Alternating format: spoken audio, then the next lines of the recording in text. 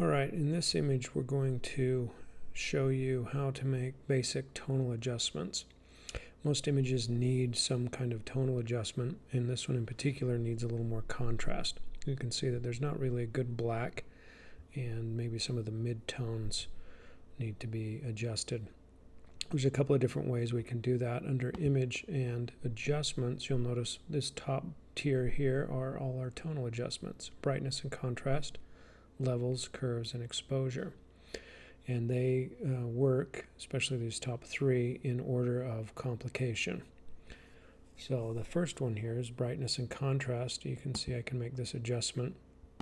It gives me a dialog box with a preview button. So with that checked, it will actually give me a live adjustment. So if I increase the contrast, you can see that I'm getting a little bit better black.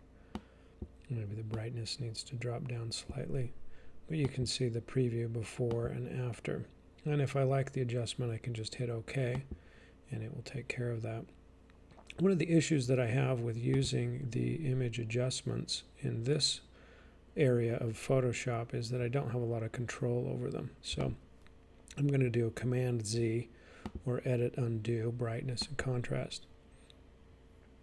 And the better way that I like to do it is to use a layer adjustment. So under the Window and Layers, you can see that my Layers palette's here. I'm going to pull it over so we can see it a little bit better. And this is what I call non-destructive editing. So if I were to apply the same adjustment to this particular image using a layer adjustment, which is this little icon right here, adjustment layer, you'll notice that this tier of adjustments right here has the same or very similar options as in the other menu item. So brightness and contrast is right here. You can see now I could make a brightness adjustment and contrast adjustment. If I don't like the adjustment, I can kind of see how it looks with the eyeball and the layers, which will turn on and off the adjustment.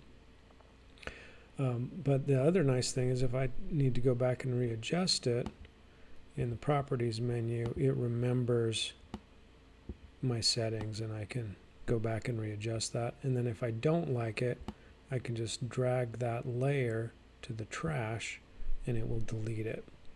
So this is a better way of using basic adjustment layers in brightness and contrast. So that's the best way to do that.